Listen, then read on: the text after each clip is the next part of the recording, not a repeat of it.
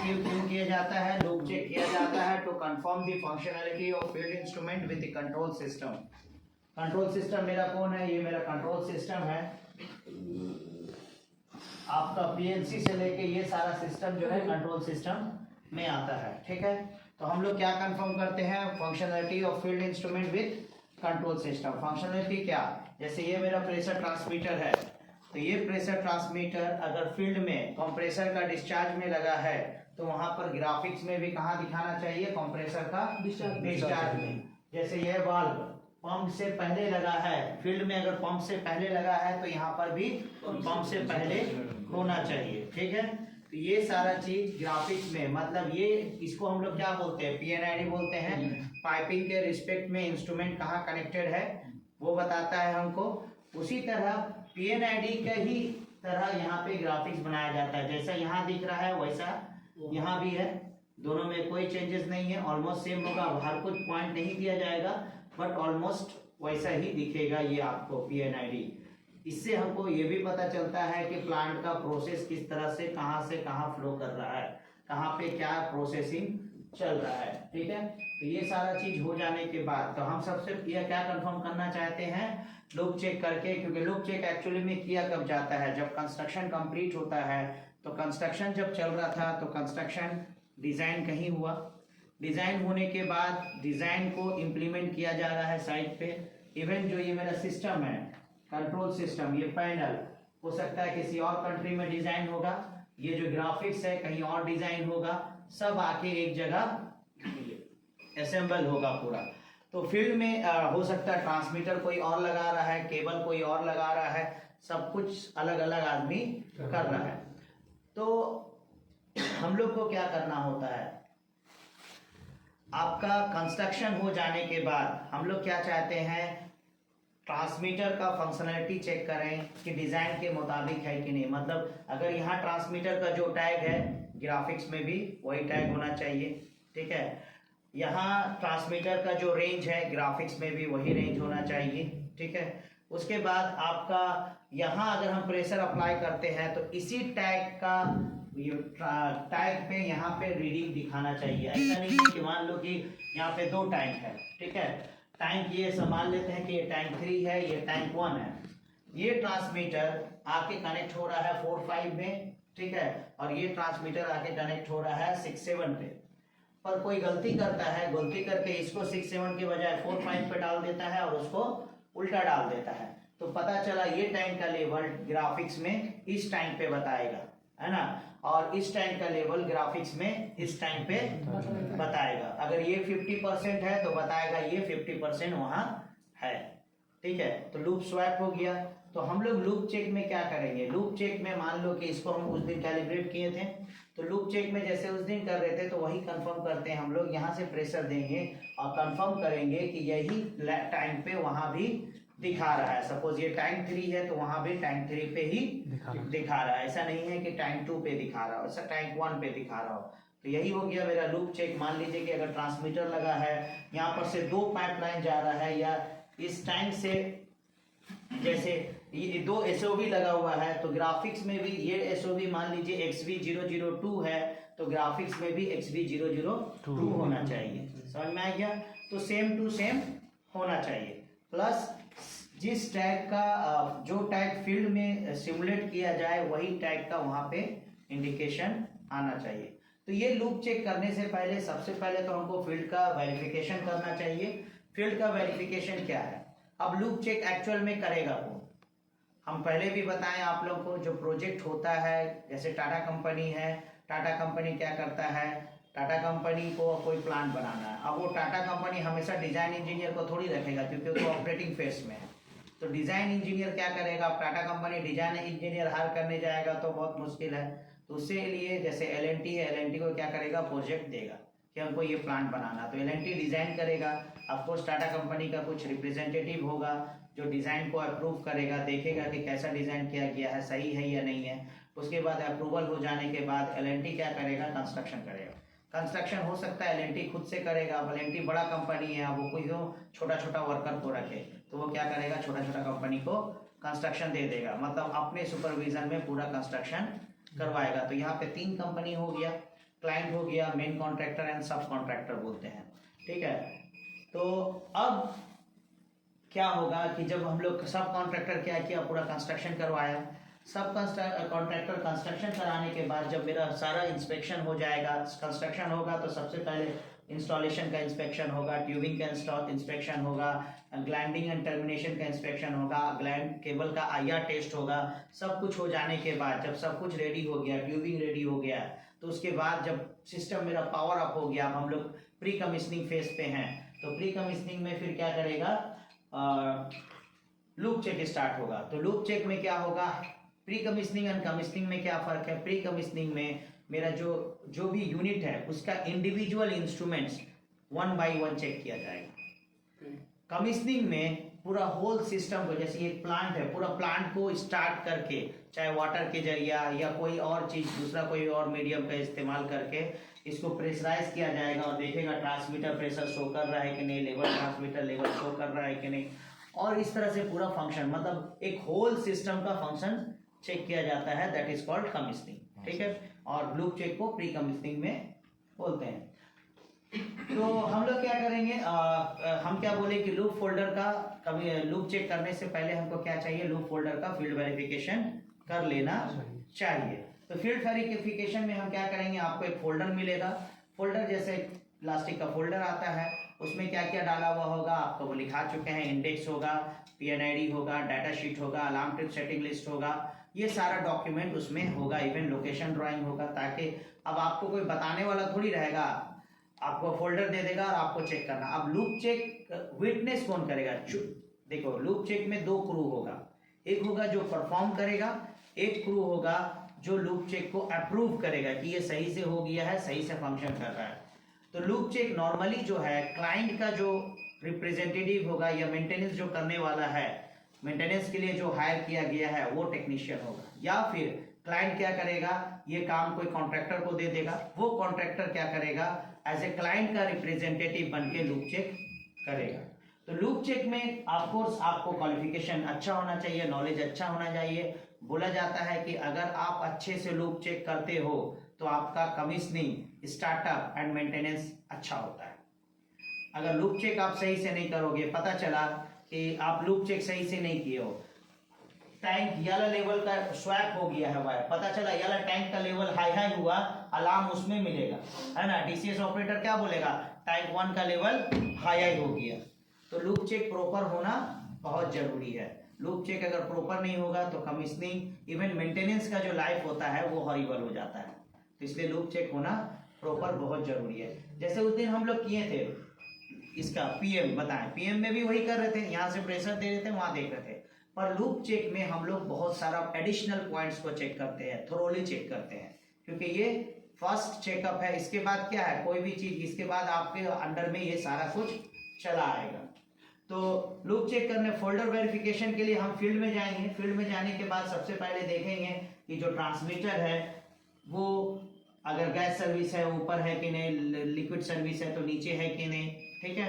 जैसे इंस्टॉल सही से इंस्टॉल किया है कि नहीं, ऑफ कोर्स क्यूसी सारा कुछ चेक किया है, पर एज ए मेंटेनेंस, क्योंकि आप ऑनर हैं, तो ऑनर एज ए ऑनर हम क्या करेंगे, अपना एस्पेक्ट में चेक करेंगे, सब कुछ एक जस्ट विजुअल ग्लैंस लेंगे, एक थोड़ा सा हल्का सा नजर डालेंगे। उसके बाद टैग नंबर लगा है कि नहीं, सारा ट्यूबिंग वगैरह सही से कनेक्ट हो गया है कि नहीं, सारा कुछ हम लोग चेक कर लेंगे। उसके बाद ये जो ग्लैंडिंग एंड टर्मिनेशन इसका होता है, ग्लैंडिंग एंड टर्मिनेशन जो होता है वो जब होता है तो वो किया जाता है आपका इंस्ट्रूमेंट इंटरकनेक्शन ड्राइंग के बेस में। मतलब दिखाए थे शायद आप लोगों को इंटरकनेक्शन ड्राइंग, एक ही ड्राइंग होगा, उसमें पूरा एक जैसे 24 पेयर का केबल का वायर है तो पूरा 24 पेयर का डिटेल्स उसमें दिया हुआ होगा, ठीक है।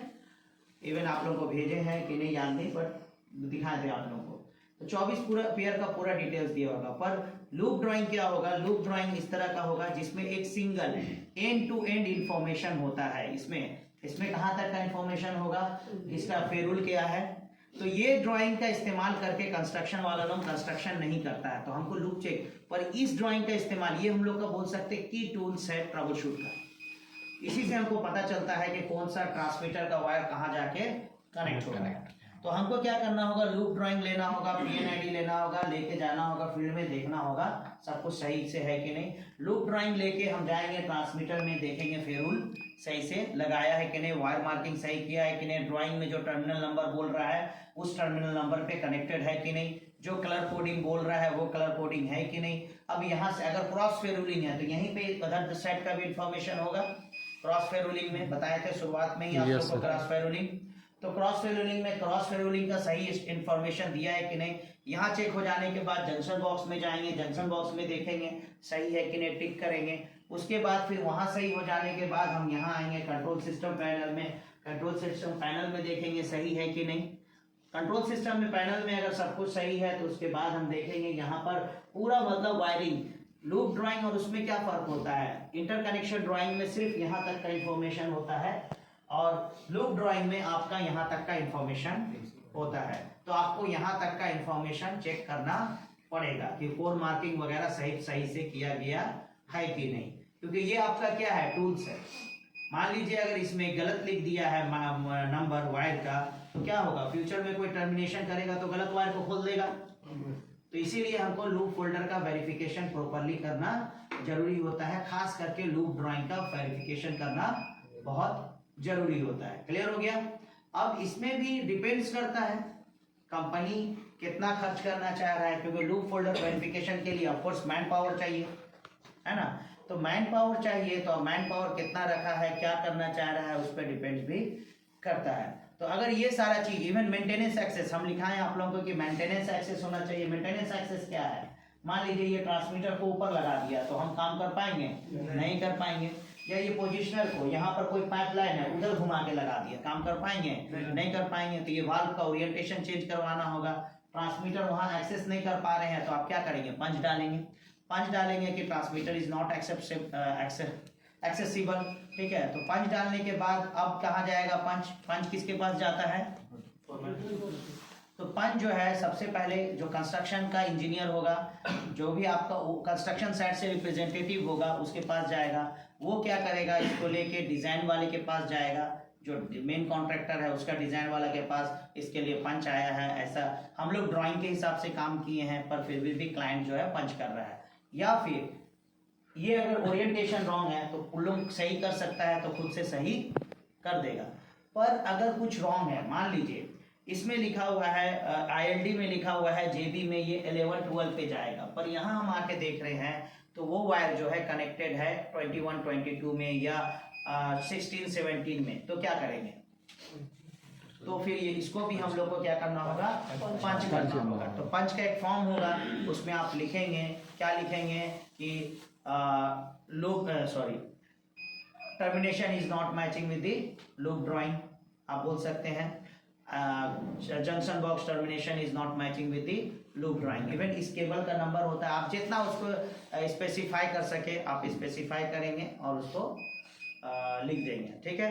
तो जंक्शन बॉक्स या ड्राइंग नहीं मैच कर रहा है तो कहाँ है उधर, तो हम लोग क्या करेंगे, पंच डालेंगे। अब हम आप लोग को बताएं कि पंच कैटेगरी दो तरह का होता है, पंच ए और पंच बी। सपोज ये वायर मार्किंग रॉन्ग है या टर्मिनेशन रॉन्ग है, तो ये कौन सा कैटेगरी आएगा, कैटेगरी ए में कैटेगरी ए में आएगा। कैटेगरी ए में आएगा। बी में तो टैग नंबर वगैरह ये सब जो चीज़ नहीं है। क्यों कैटेगरी ए में आएगा, अब इतना छोटा सा तो वायर है, हम लोग एक दफा इसका अगर लूप चेक कर ले, इसका मतलब है it is ready for commissioning. एक दफा जब अब बताए थे आप लोगों को कि प्लांट में भी अलग अलग डिपार्टमेंट होगा, कंस्ट्रक्शन का आदमी अलग, कमीशनिंग का आदमी अलग, है ना, मेंटेनेंस का आदमी अलग। तो कभी एक दफा ये जब लूप चेक होगा ये कौन डिपार्टमेंट करेगा, कमीशनिंग डिपार्टमेंट। तो एक दफा कोई भी चीज कमीशनिंग के अंडर में आ गया तो कंस्ट्रक्शन वाला उसको टच नहीं कर सकता, मतलब उस पर ऐसा कोई काम नहीं कर सकता है जिससे उसका हम बोल सकते हैं वर्किंग कंडीशन अफेक्ट हो सकता है। जैसे वायरिंग, मान लीजिए कि आपने वायरिंग तो कर दिया, लूप चेक कर लिया, मान लीजिए कि यहाँ पर एक वायर में फेरुल नहीं डाला, उससे क्या मेरा लूप चेक रुकेगा, नहीं रुकेगा, वोल्टेज तो पहुंच जाएगा। फेरुल ही डालना है या दोनों वायर में नहीं डाला है तो हम लोग कर सकते हैं, पर क्यों नहीं करेंगे, इसको क्या होगा, अगर मिसिंग है फेरुल तो कौन सा कैटेगरी होगा, नहीं कैटेगरी बी में नहीं, पंच ए ही होगा। पंच क्यों, इवन रॉन्ग में भी क्यों ए हुआ, क्योंकि आप अगर लूप चेक कर लिए इसका, it is ready for commissioning, loop check हो जाने के बाद कमीशनिंग एंड स्टार्टअप के लिए रेडी है। तो अब जो नया बंदा आएगा कंस्ट्रक्शन वाला, वो निकालेगा दोनों वायर को, निकाल के डाला और उल्टा कर दिया तो ट्रांसमीटर काम करेगा? नहीं करेगा। इसीलिए पंच कैटेगरी, तो उसमें उसका वर्किंग परफॉर्मेंस तो अफेक्ट हो जाएगा, इसीलिए पंच ए में आ जाएगा। चाहे वो रॉन्ग वायर नंबर हो, तो रॉन्ग नंबर को भी तो निकाल के दूसरा डालेगा, तो वो किस में आ जाएगा? पंच ए में। अब ये हमको कैसे पता चलेगा? अब जैसे यहाँ पे इसमें रॉन्ग है, हो सकता है ये रॉन्ग हो, तो भी हम इसको किसको भेजेंगे? हो सकता है आईएलडी सही है, वो रॉन्ग है, वो रॉन्ग, कोई भी हो सकता है। तो इसी के लिए हमको कौन कंफर्म कर देगा? डिजाइन इंजीनियर कंफर्म करेगा, जो डिजाइन में इन्वॉल्व है। इसी के लिए ये पंच ए कैटेगरी डालेंगे। तो पंच ए कैटेगरी होने के बाद लूप चेक कर सकते हैं? यस सर, कर सकते। तुम लोग को सुबह ही लिखा है, पंच ए कैटेगरी होने पे लूप चेक नहीं किया जा सकता है, क्योंकि ये आपका, हम बोले ना, पंच ए कैटेगरी क्या है? जिसको कमीशनिंग से पहले क्या करना चाहिए? कंप्लीट किया जाना चाहिए, रेक्टिफाई किया जाना चाहिए। तो वो कैटेगरी का जो भी होगा उसमें लूप चेक नहीं किया जाएगा। ठीक है। जैसे क्या क्या हो सकता है? अगर ट्रांसमीटर में रेंज मिसमैच है, लिखा है ना, ट्रांसमीटर या डीसीएस में गलत रेंज डाला है तो भी नहीं कर सकते हैं। रॉन्ग वायर मार्किंग है या रॉन्ग टर्मिनेशन है तो भी नहीं कर सकते हैं। ट्यूबिंग लगाया है, ट्यूबिंग सब कुछ लगा दिया है, खाली वाला एक जो नट था वो नहीं है अवेलेबल, तो भी वो किस में आएगा? पंच ए में आ जाएगा। पंच बी किस में आएगा? जैसे यहाँ पे नेम प्लेट लगता है, नेम प्लेट नहीं लगाया है, पंच बी में आएगा। ठीक है। इसके ऊपर में सनसेट लगता है, सनसेट नहीं लगाया है, पंच बी में आएगा। केबल टाइप, ये केबल टाइप बाहर से लग रहा है, पंच बी में आएगा। ठीक है। डीसीएस साइड में आपका, अगर यहाँ पे हम चेक कर रहे हैं रेंज गलत है तो पंच ए में आएगा। अगर यहाँ पे अलार्म सेट पॉइंट गलत डाला है तो पंच ए में आएगा। टैग नंबर गलत है तो भी पंच ए करेंगे। ठीक है। अगर उसमें मान लीजिए सर्विस डिस्क्रिप्शन रॉन्ग है तो पंच बी में आएगा। ठीक है। ग्राफिकल लोकेशन रॉन्ग है तो भी पंच बी में आएगा।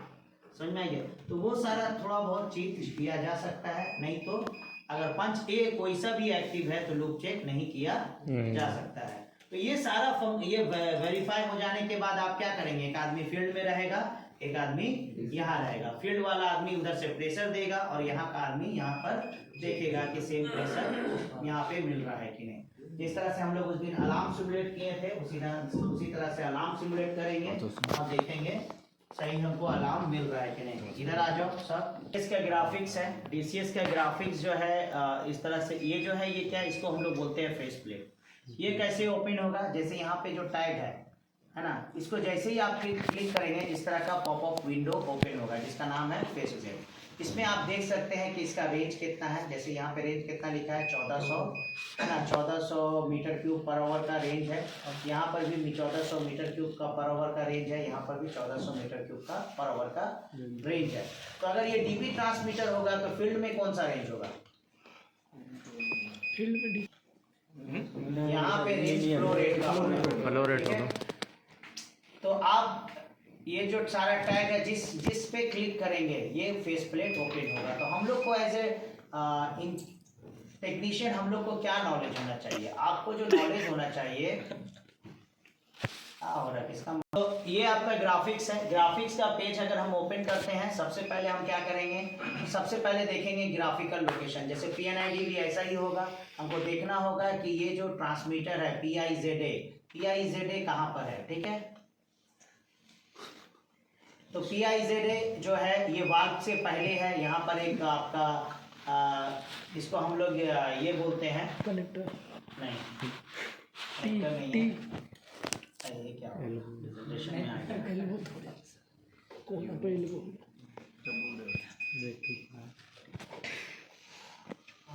डी सुपर हीटर बोला जाता है इसको। ठीक है। इसमें हॉट स्टीम जा रहा है, इधर से वाटर जा रहा है। स्टीम का टेम्परेचर को मेंटेन करने के लिए यहाँ पे इसको ठंडा किया जाता है। तो ये आप लोगों का ये, इससे पहले प्रेशर ट्रांसमीटर होना चाहिए। अगर पीएनआईडी में प्रेस पहले है तो यहाँ ग्राफिक्स में भी पहले होना चाहिए। तो हम लोग को पेज, जैसे यहाँ पे बहुत सारा बटन, जैसे मेरा ग्राफिक्स में बटन दिया हुआ है, बटन से हम क्या करते हैं? पेज को नेविगेट करते हैं।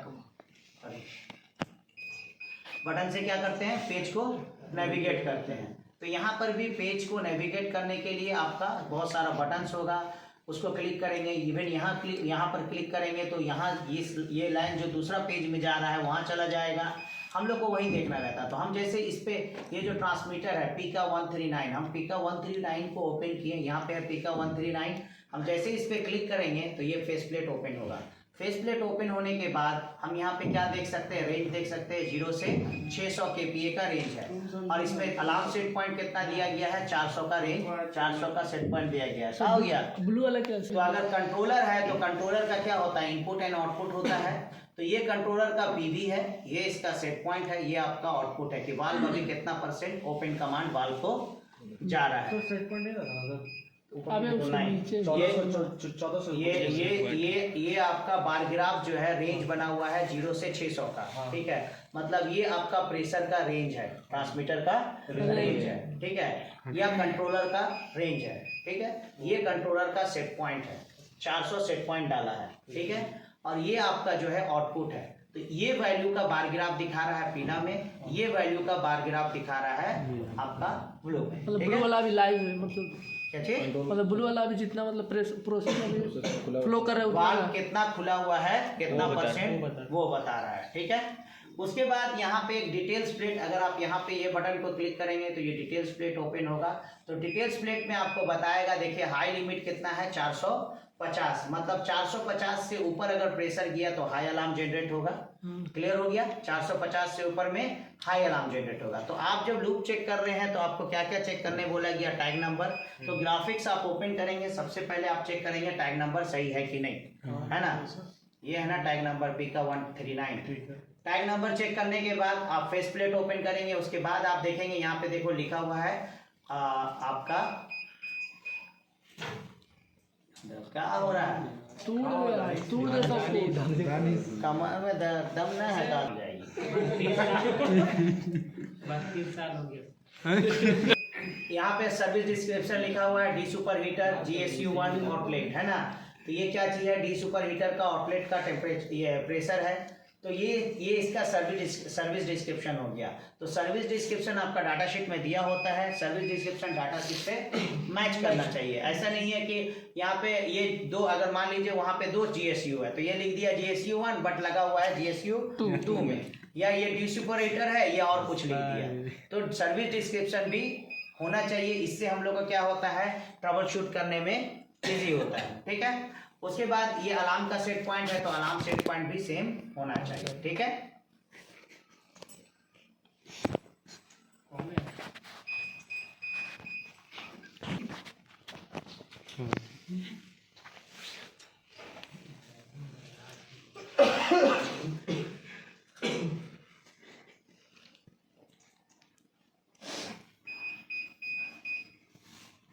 तो जैसे यहाँ पे देखो पिज्जा है, पिज्जा में यहाँ पे दिया हुआ हाई हाई, ठीक है। PIZA को पिज्जा बोल रहे हैं, ठीक है। प्रेशर, इसका मतलब क्या होता है, PIZA pressure indication trip alarm, ठीक है। तो 1 में क्या है, इसका अलार्म सेट किया हुआ हाई हाई अलार्म, ओके। तो इस तरह से आपको फेस प्लेट ओपन करके देखना होगा कहाँ पे क्या चीज है, तभी आपको समझ में आएगा। आपको लूप चेक करने से पहले क्या क्या बोले, टैग नंबर चेक करने, सर्विस डिस्क्रिप्शन चेक करने, ग्राफिकल लोकेशन चेक करने और रेंज चेक करने और अलार्म का सेट पॉइंट। तो यहाँ पर ऐसा नहीं है कि ये जो ग्राफिक्स है, ये ग्राफिक्स जो है किसका है, डेल्टा वी का। अलग अलग सिस्टम आता है। डेल्टा वी अगर DCS आप देखने जाएंगे तो डेल्टा वी DCS हार्डवेयर देखने में कैसा होगा, डेल्टा वी इमर्सन का ब्रांड है, ठीक है। इमर्सन का हम बोल सकते हैं डॉटर कंपनी है। तो ये मेरा DCS है। DCS और PLC और स्काडा में क्या फर्क है, प्लस ग्राफिकल प्रेजेंटेशन भी देता है, मतलब सुपरविजन भी देता है। मतलब उसमें स्काडा क्या होता है, मर्ज किया हुआ होता है।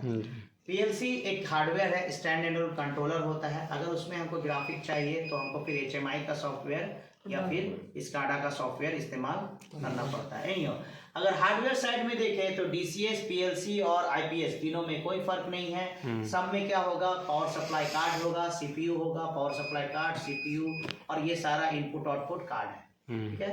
यहाँ पर भी चलो पीछे पूरा जगह ले लेगा। यहाँ पर भी ये PLC है, इसमें क्या है, CPU है। पावर सप्लाई कार्ड के जगह में ये पावर सप्लाई है, इसका इनपुट आउटपुट कार्ड है। वहाँ भी वही है, यहाँ भी वही है। IPS में भी वैसा ही होगा। ये डेल्टा वी का 11 सीरीज है। उसके बाद जो है अभी 13 सीरीज चल रहा है।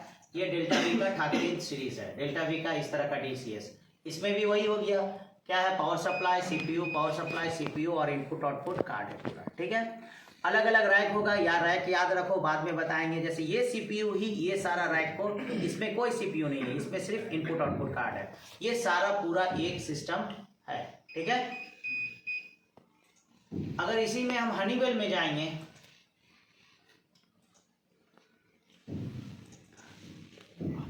तो हनीवेल का भी ग्राफिक्स सेम ही है, ऑलमोस्ट वैसा ही है ना।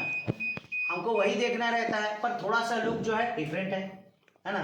उसका जो कलर का प्रेजेंटेशन है ये सब थोड़ा सा अलग है, डिफरेंट है। ओके,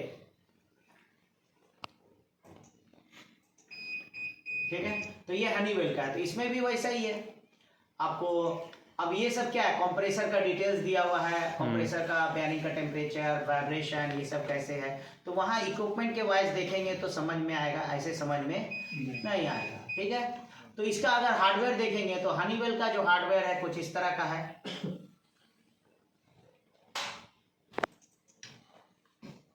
ये हनीवेल का लेटेस्ट मॉडल है जिसको एक्सपीरियन बोलता है।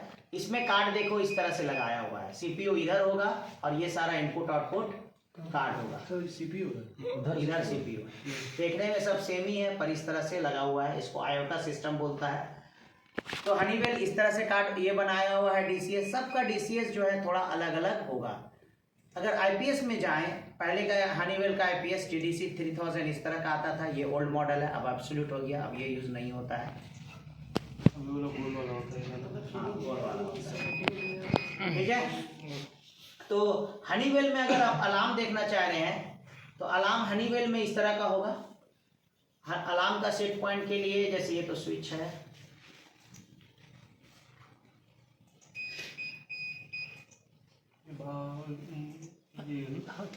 देखो यहाँ पे हाई अलार्म लिखा है ना। तो 50 में इसका हाई अलार्म है, किसका है, लेवल का है। 50 से ऊपर जाएगा तो हाई, यहाँ पे हाई अलार्म लिखा है, ठीक है, और यहाँ पे हाई अलार्म लिखा है। तो ये सेट पॉइंट इस तरह से इसमें डिसाइड होता है। इसका डिटेल्स प्लेट इस तरह का है, हनीवेल का अलग है और उसका अलग है, बट सब में ये ऑप्शन होगा। समझ में आ गया? सब में ये ऑप्शन होगा। थोड़ा सा लुक जो है सबका चेंज होता है, ऑप्शन सब में होगा। तो ये हनीवेल का है। तो हम लोग को वही है, इसमें भी फेस प्लेट ओपन होगा।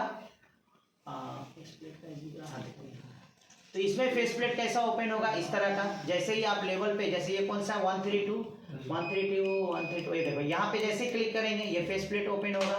फेस प्लेट ओपन होने के बाद फेस प्लेट को ऊपर क्लिक करेंगे तो आपका जो पहले हम पेज ओपन किए थे, आपका ये वाला जिसमें अलार्म सेट पॉइंट था, वाला सेट पॉइंट, ये वाला पेज ओपन हो जाएगा। जैसे आप उसको क्लिक करोगे तो ये पेज ओपन हो जाएगा, जिसमें आप देख सकते हो कि इसका अलार्म कितना है। क्लियर हो गया? तो सबका अलग अलग होगा। यही हमको क्या देख आना चाहिए एज ए टेक्नीशियन, हमको एटलीस्ट ये आना चाहिए कि कैसे इसको हम नेविगेट करेंगे। ऑपरेटर जब बोलेगा, या हमको मान लो लुक चेक कर रहे हो आप, तो एक आदमी यहाँ हो तो कैसे कौन सा पेज में जाना है, कैसे ओपन करना है, कैसे आपको अगर क्लाइंट पूछता है कि आप क्या क्या चेक कर सकते हो, DCS में क्या करते हो, तो वही हम लोग बोलते हैं कि उसको नेविगेट करके कोई टैग को चेक करना, सर्च करना है, टैग्स देख लेते हैं, अलार्म रेंज देख लेंगे, अलार्म का सेट पॉइंट देख लेंगे, यही सब देखते हैं। हम लोग ग्राफिक डेवलप नहीं करते हैं, ठीक है ना। हम लोग लॉजिक डेवलप करते हैं ना, हम लोग अलाउड होते हैं लॉजिक को मॉडिफाई करने का। ग्राफिक में देख सकते हैं, खाली देख सकते हैं सब, देखने के लिए भी सीखना पड़ेगा, देखने के लिए भी सीखना पड़ेगा, ठीक है। ओके, तो अगर IPS में जाएं तो IPS ये आपका योकोगावा का IPS है। इसमें भी सेम है, ये पावर सप्लाई है, CPU है और इनपुट आउटपुट कार्ड है। लोकोगावा मार ले भाई आराम से। योकोगावा, ठीक है। तो सबका अलग अलग सिस्टम होगा, सबका अलग अलग ये होगा। देखने में 5-6 बार पीछे से लोग मार चुके हैं, अब गाली देंगे हम। नहीं IS है तो PLC, ये एलन ब्रैडली का कैबिनेट है, ये सारा PLC है एलन ब्रैडली का, ठीक है। तो इस तरह से सब कुछ होगा, बहुत बड़ा नहीं है एलन ब्रैडली का। ओके, चलो क्या करेंगे हम लोग फिर से, जैसे उस दिन प्रेशर दिए थे उसी तरह से प्रेशर देंगे।